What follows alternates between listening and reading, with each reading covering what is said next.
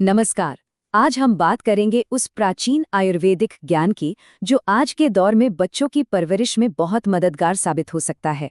और ये सारी जानकारी ली गई है एक बहुत ही प्रसिद्ध आयुर्वेदिक ग्रंथ अष्टांग हृदयम से। अच्छा, कभी ये ख्याल आया है कि बच्चों की परवरिश में जो मुश्किलें आती हैं वो शायद इसलिए हैं क्योंकि हम उनकी कुदरती ज़रूरतों को ही नहीं समझ पा रहे। चलिए, इसी दिलचस्प आइडिया में थोड़ा और गहरे उतरते हैं। देखिए, अष्टांग हृदयम के हिसाब से हमारी पूरी सेहत, चाहे वो शरीर की हो या मन की, 3 मौलिक ऊर्जाओं पर टिकी हैं। इन्हें दोष कहते हैं: वात, पित्त और कफ। जब तक इनमें बैलेंस है तब तक हम स्वस्थ हैं।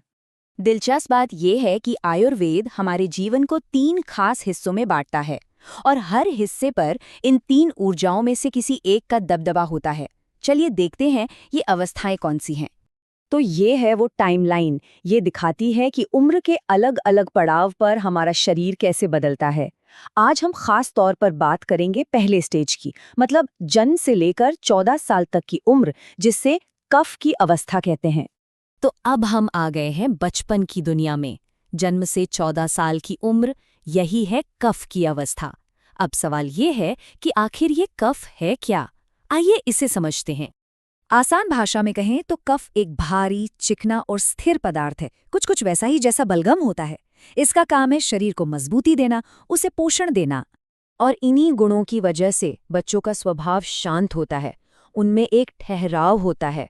और सबसे जरूरी बात, इसी वजह से उन्हें बहुत गहरी नींद की जरूरत होती है। ये उनके शरीर की एक नेचुरल डिमांड है। लेकिन तब क्या होता है जब बच्चों को उनकी जरूरत के हिसाब से नींद नहीं मिलती? क्या इसका उनके शरीर और स्वभाव पर कोई असर पड़ता है? चलिए इसी को समझते हैं। होता यह है कि जब बच्चों की नींद पूरी नहीं होती तो उनका कफ दोष बिगड़ जाता है, मतलब असंतुलित हो जाता है।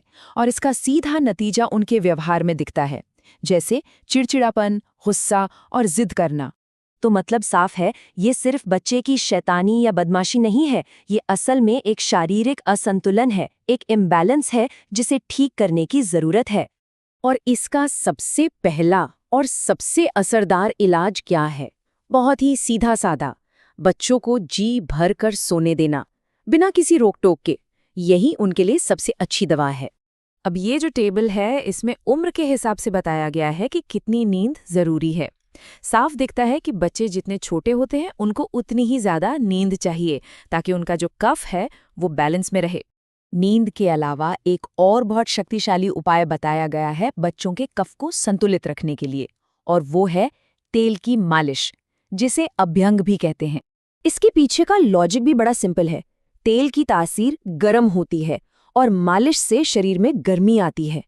ये गर्मी और चिकनाहट कफ के भारी और ठंडे स्वभाव को काटती है, उसे कंट्रोल करती है, और इससे बच्चे शांत और स्वस्थ महसूस करते हैं। तो अब सवाल ये उठता है कि इस प्राचीन ज्ञान को आज की भागदौड़ वाली जिंदगी में कैसे लागू किया जाए, क्योंकि ये हमारी मॉडर्न लाइफस्टाइल को एक तरह से चैलेंज करता है।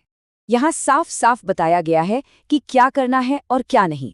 जैसे बच्चों को सुबह सुबह जबरदस्ती उठाने से बचें, उन्हें एक्सरसाइज या योग के लिए मजबूर ना करें, इसके बजाय उन्हें खुद से जागने दें और तेल मालिश को रूटीन का हिस्सा बनाएं।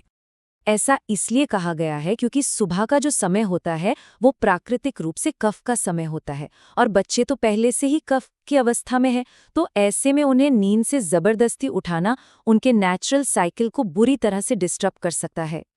तो आखिर में सवाल यही बचता है, क्या हजारों साल पुराना ये ज्ञान आज की पेरेंटिंग की मुश्किलों का हल हो सकता है?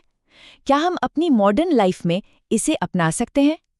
ये एक ऐसा सवाल है जिस पर हम सबको सोचने की जरूरत है।